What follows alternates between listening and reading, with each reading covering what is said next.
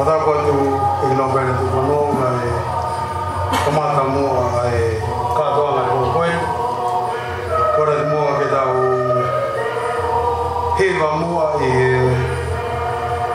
hivi koni ke kamata ai polo tu whawhita, polo tu whamano ke hotua, koe via koe ngā ue, kawha, ko tau i kuna. Kore atu ke whaihiwa koe a karisi, ke kātaki mai o tataki, ai tau porokalama.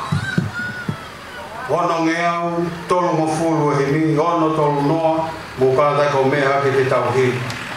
Aha ke kainga mo whakawhita, tau whakamaro he mana ne whai, i pēteri he mahi kuonga mua, ai hoko tangata aho tau koto, whakawhita, koe pehe ke tau noa, whakamaro he ofa aho tau kotoa, ne tukua langi mohono masani, kai hau o huhui ai hia a mamani.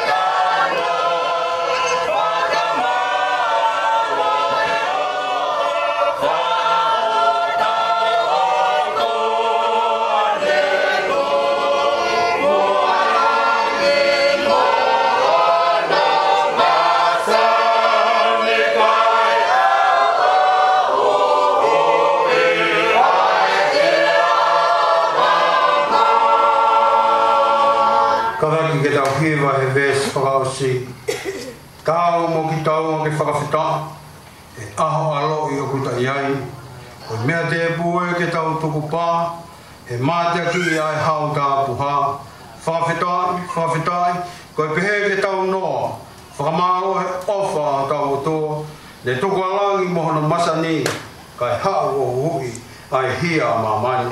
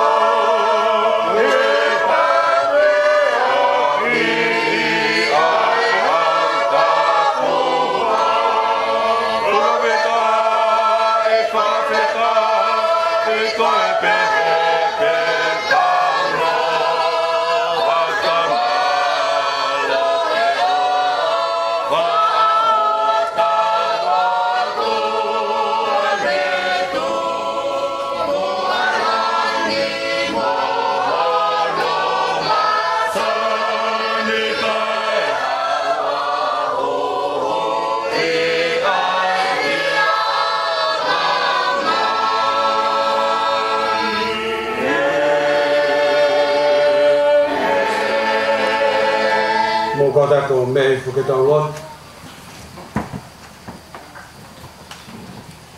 Tau lot. E o toa mafi. Ko koe ka mau kamai whakahewani a Fiona. Ko sihowa sāpau te a Fiona. E ko koe i kunanga whatangat. Whainga mālio e te whini ko mau hāka i he langi tau.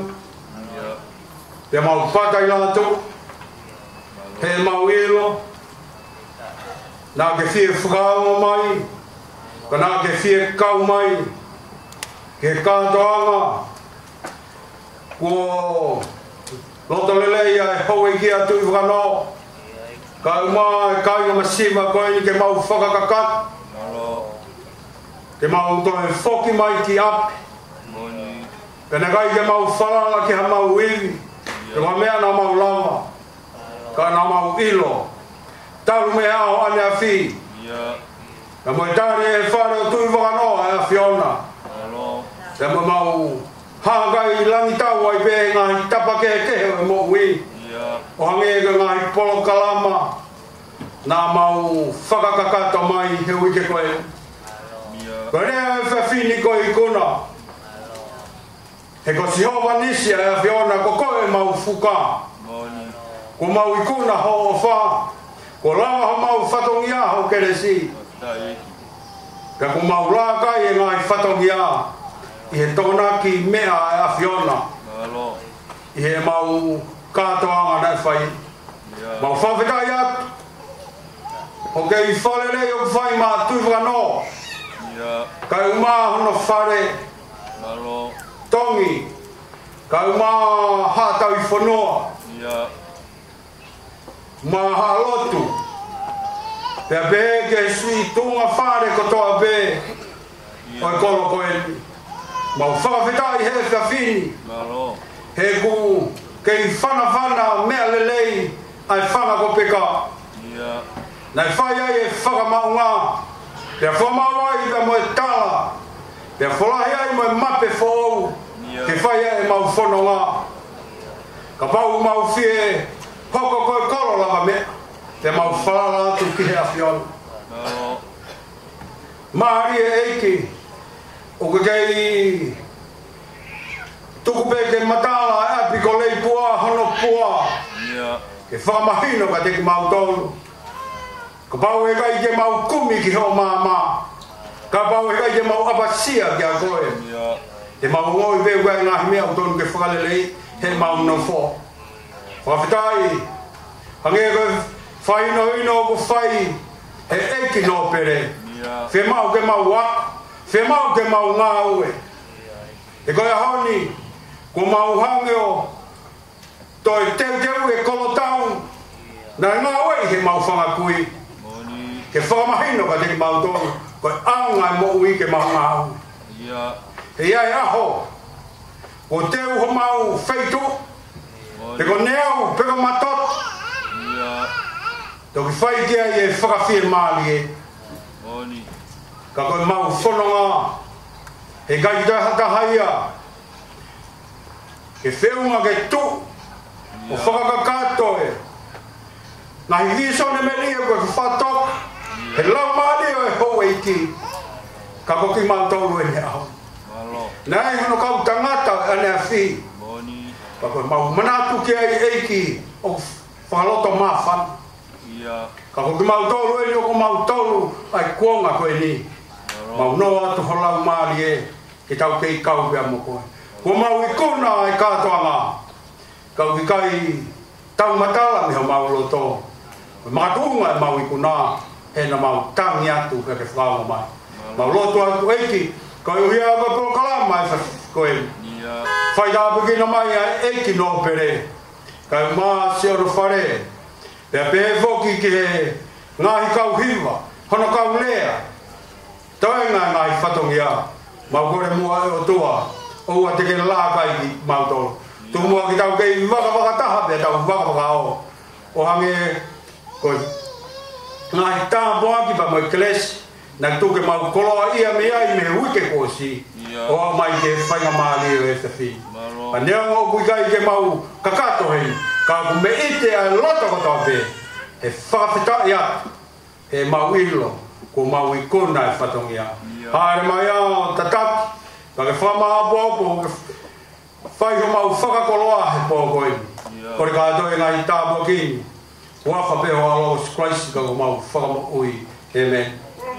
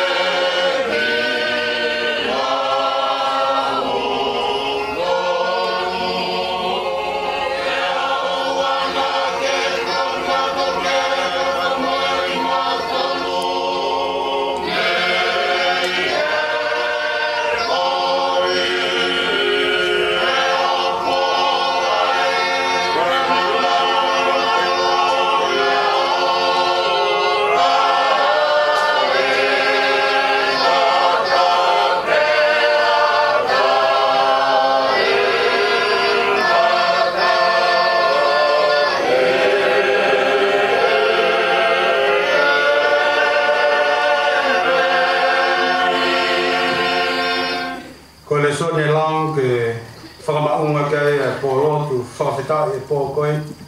O tōia me whakalotolaina whae palofita ko Aisea, ngā he whāngu fulu mā taha, vesi hongo fulu Aisea, ngā he whātaha, vesi hongo fulu ai o gai ngahi lea koe ni. Oua e manama he, e kou ia te koe e au, oua e kilo holo, e koho o tua au. Te upoupo e koe e au, io, te utokoni kia te koe, io, te upuke koe, aka e tō matau o e ku whaito tonu. Tapu ke a whio a tua i o tau lotoloto. Watapu ke kere tupu o tu whanau. Watapu atu e kino pere tu whanau. Kai maa whare. Watapu atu ki a tongi. Kai maa hatau whanua. Watapu atu ki whawhikau pūre o wahinga ngā ue kai maa halot. Watapu atu ki he ngahi kauhiwa eiki ko tawa beu, tau kau whataha e pōkoe. Tere whataha mawa, te si kau whulau me Amerika, Hawaii, Australia, mea New Zealand. Kore mua ke whamau atu e whakatapu ko tawa beu, o au whakiat, me he pangaini, ka atawa momo koe whainga maali e koe ni, ke whai ha lea talitali, pia mua atu ai sia te wholau, oi polo tu whawhita e pōkoe.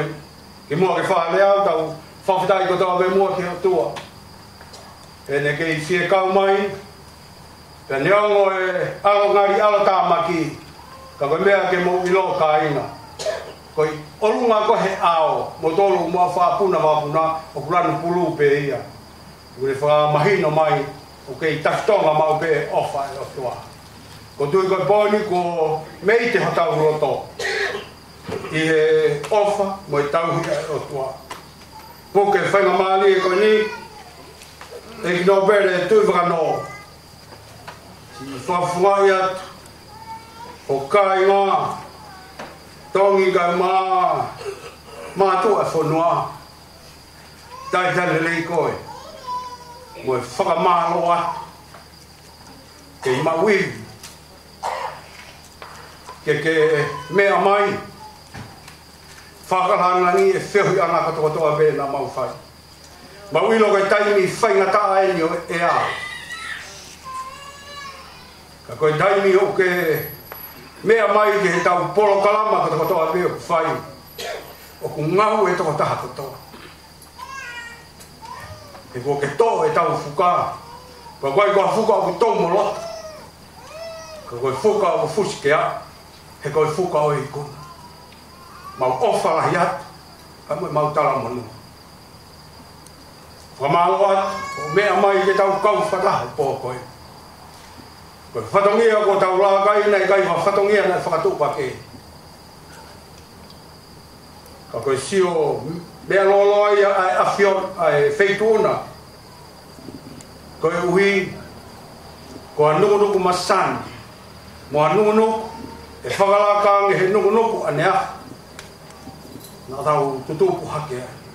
Mau ofalai atu pia mo tala mono fia sia ka te koe. Koe uhi a koe ngai whatongia koto katoa pe. I he pure ama, pia kaua i mau lawe ai, pia moho whanua. Koe kia alea i e mo ua. Whatawange me ke laumani e, ke ne kei whakakolongo. Kau ai mo ia whoki e taita nere ki mo tolu koto pe. Ko mo mea mai he poi, kai kai ke utoi whakaloloa, koe tau pōhi wā, koe tairi koe na tala mai ka te au. Whakaamu koe hawhea hewa fulu, ko ose tau pōhi wā. Koe ni utoi hewa fulu, ki he hiwa, pia koe i kai ke utoi whakaloloa. Koe lea kau papalangi, koe short and sweet.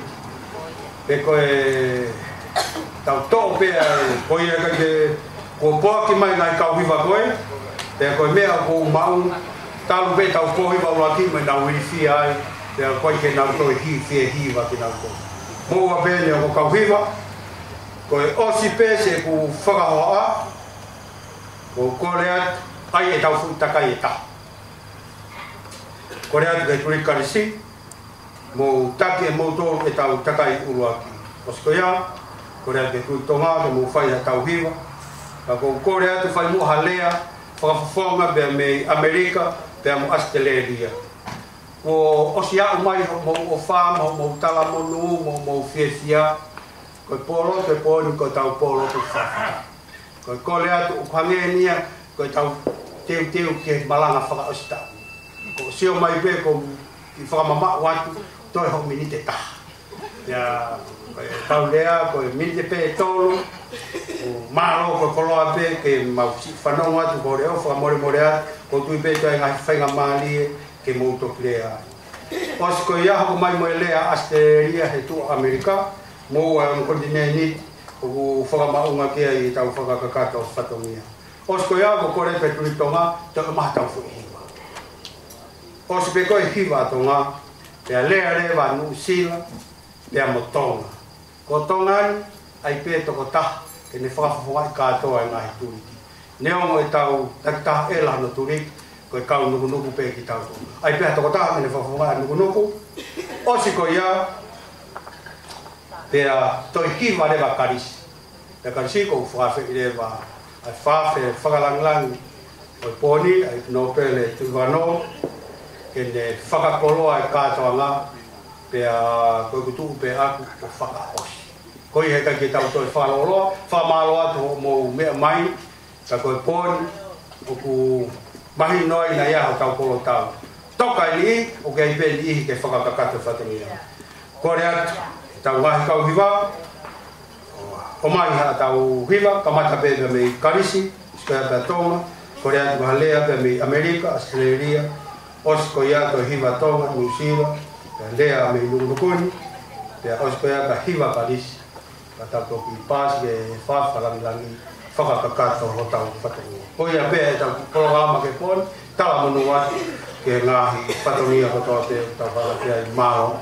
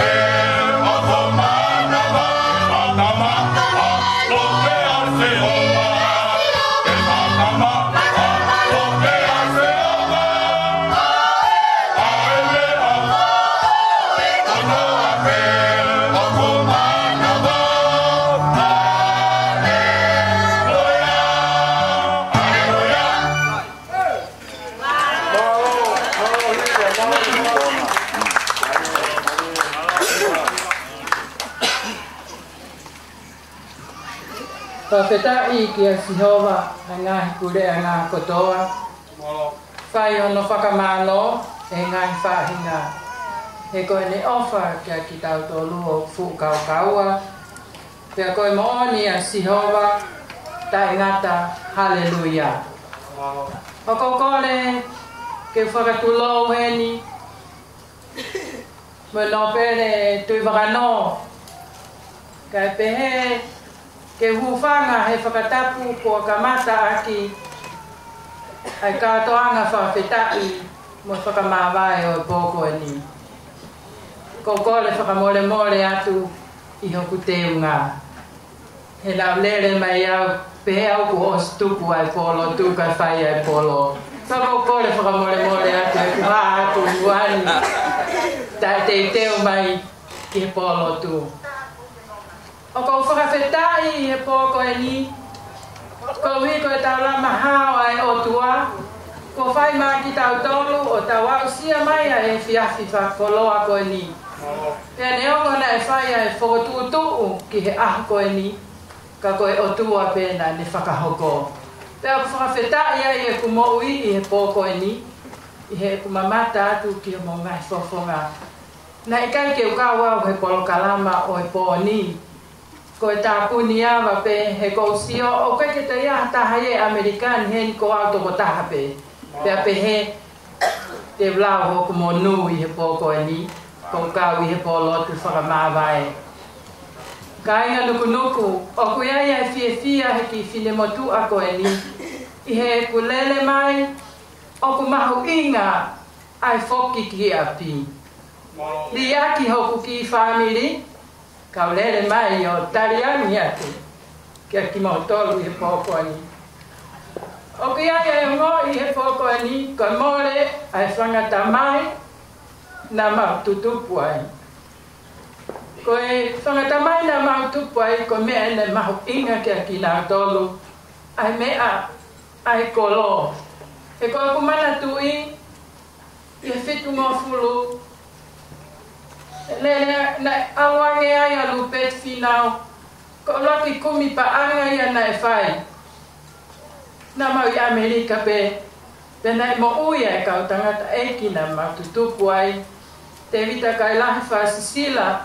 Pe pe heka Stanley whasisila. Ai au kui ko te vita teu he ma. Pe amo sila ki vai whasisila. Ko whangata mai ia na e tupu ai ki whine motua.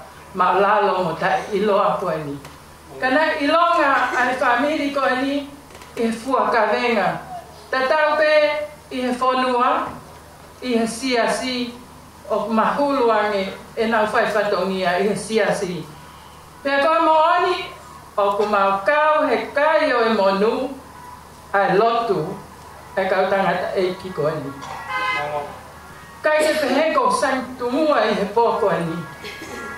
Ka ko ilo i nuku nuku, ko e ka pasa ia ke tau whanonga, ko e whakawhetai mo e ofi ki a sisu. He ko te lawai ko e ai ofi ki a sisu, mo e ofa o tua, ko te lawai e kita a mamani kotoa. Pea whiawhia i he polokalama o sio ki he ofa, mo ngahi ai whainga koni ki he whoki mai ki api. Ka maoni, ka pau e more o wha ia te tautolu, he kai tautolu manatu mai ki he koloni. Pea mo mea i pe, ko mautolu mahalo e ngata pe ho mautolu tangata, ai ofa mai ki nuku nuku. O ku mau ilo ka mau whanau ku nau tupu i Amerika. Pea o ku lahi e mau whainga pe ke nau whai pe mea ta tau kone o ku mau whai. Ka koe kuonga ke he nia. Ka koe whawhetai o ko whai tuke o mo ngahi whawhonga i he pōko e ni. Kai ke mau he ki whine motua ia koe ni halea ke o atu maa ki mo tolu i he pōko e ni. Ko whatongia pe, koe tariani mo e tari whekao. He koe mea koe talango fua, ko whekao ia o kutu ki mua ke te talango fua.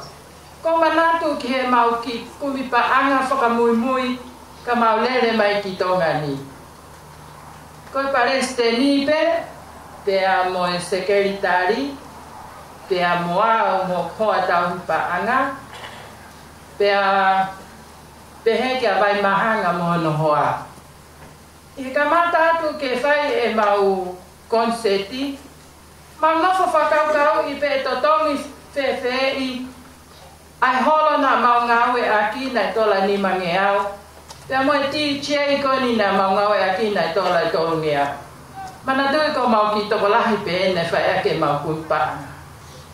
Whai alonge ai tau hipa anga, mo ki mo tua me i matahau. Os kona nge ki mo tua ko ni hufana whakatapu. Whai atu pe mau no fo kuha o mai tola uangeau ke te au he te pire. Hange koko ki whiawhia. Whai ate kona e tangata eiki ko ni, te alonge o anga e tola e whangeau. Ko ne lama ko ia hange ko mausio e lama totongi ai holo ko ni na mau ngawe aki. Whai pe mau kumpa anga na ma pe tola e tolu afe tupu i he poko ia. Pa mau whiawhia ne lama totongi ai holo pe mo e tamia. Kala mai he mātua. Moa, mahale au ka hue tāte motua malere ne kona ake whakafoki mai ne singini. Ko talai, sai pe ia he ko pongpongia pe au o tipo site sirini ke ua to e tā anki au. Ko ku sio ko ki he mau ngawe na e whai, na mau toko si, ka na mau ilo e na mau lotui. Na e lotui, he mau pareste ni aia koe whaiwhikau. He mai re koloto ai ngā ue koe ni ke mau hau ki tonga ni.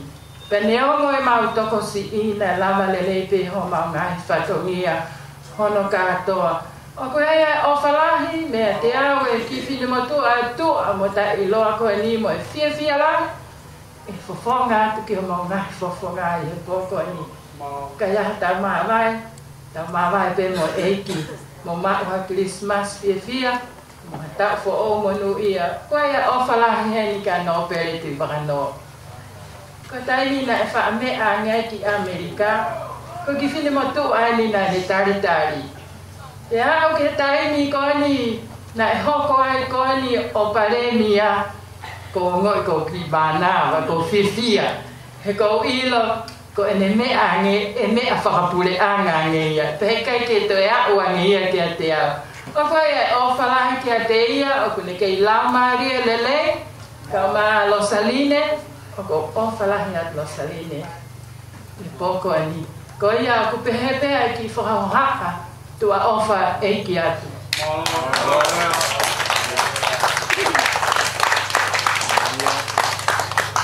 Korea ke tau whawhonga me Australia, ko whainga Mālian.